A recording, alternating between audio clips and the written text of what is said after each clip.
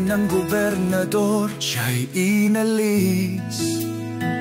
Ang mga sundalo'y nagtipon, isang batayon sa dilim. Bihis sa lilang balabal, may koronang tinik. Tinutuya siya, hari ng mga Hudyo, sa kanilang malupit na sirkus.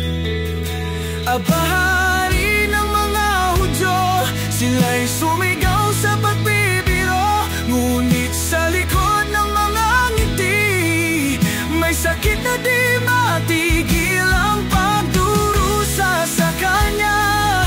Sa bawat hampas ng hangin, nakaluhod bilang pagpupugay sa harap ng kanilang kalupitan.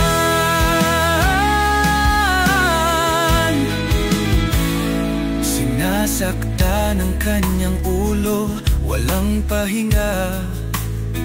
Ngunit sa kanyang mga mata, may ilaw na umaasa.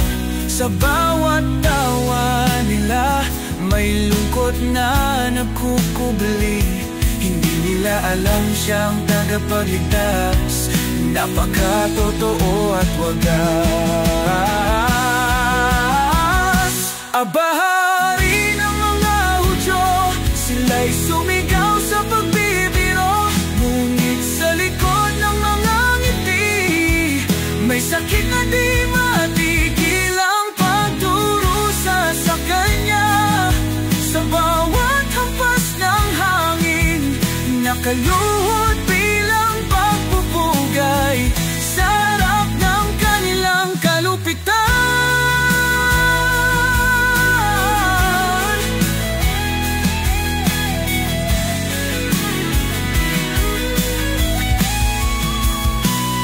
Sa bawat pangungutya, may pag-asa sa kanya. Sa bawat tinik na nakadikit, pag-ibig ang dala. Ang kanyang sakripisyo di matutumbasan. Sa kabila ng lahat, siya'y maghahari magpakailanman man. Abahari ng mga Hudyo, sila'y sumigaw sa pagbibiro. Ngunit sa likod ng mga ngiti, may sakit na di matigil ang pagdurusa sa kanya. Sa bawat hampas ng hangin, nakaluhod bilang pagpupugay sa harap ng kanilang kalupitan. Sa punong himpilan ng gobernador, siya'y inalis. Ngunit sa kanyang kwento, pag-ibig ang nananalig.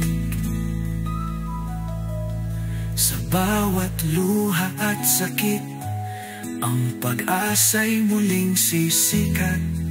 Siya ang tagapagligtas sa ating lahat, siya'y maghahatid ng liwanag.